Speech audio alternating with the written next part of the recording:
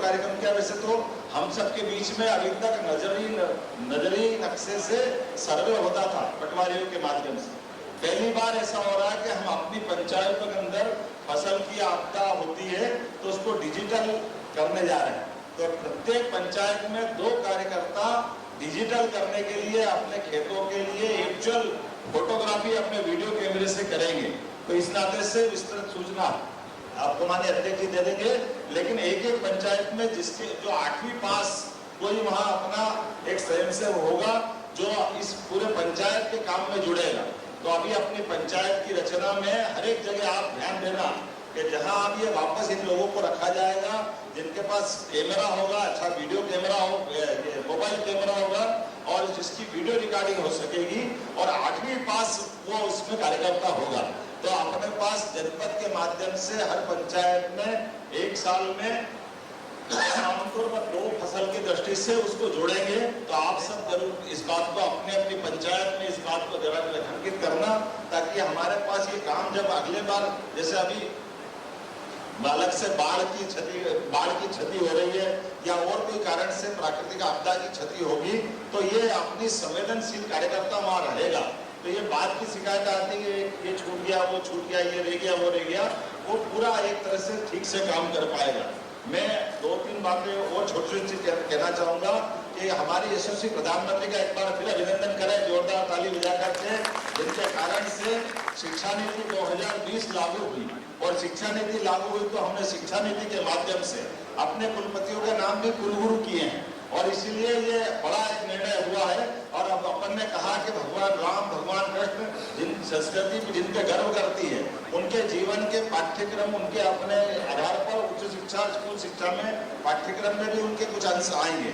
लेकिन यह एक और निर्णय हुआ कि जहाँ जैसे द्वारका का महत्व है, जो मथुरा का महत्व है, वही महत्व अपने मध्य प्रदेश का है। जहाँ जहाँ भगवान राम अपने वनगमन पथ के माध्यम से भारत सरकार और मध्य सरकार उनको तीर्थ बनाने जा रही है, इसी प्रकार से भगवान कृष्ण के जो जो चिन्हित है, ऐसे में भगवान राम का जैसे उज्जैन, भगवान कृष्ण की शिक्षा स्थली उज्जैन है, इंदौर में जाना पाओ के पास भगवान कृष्ण को सुदर्शन चक्र परशुराम जी ने दिया था।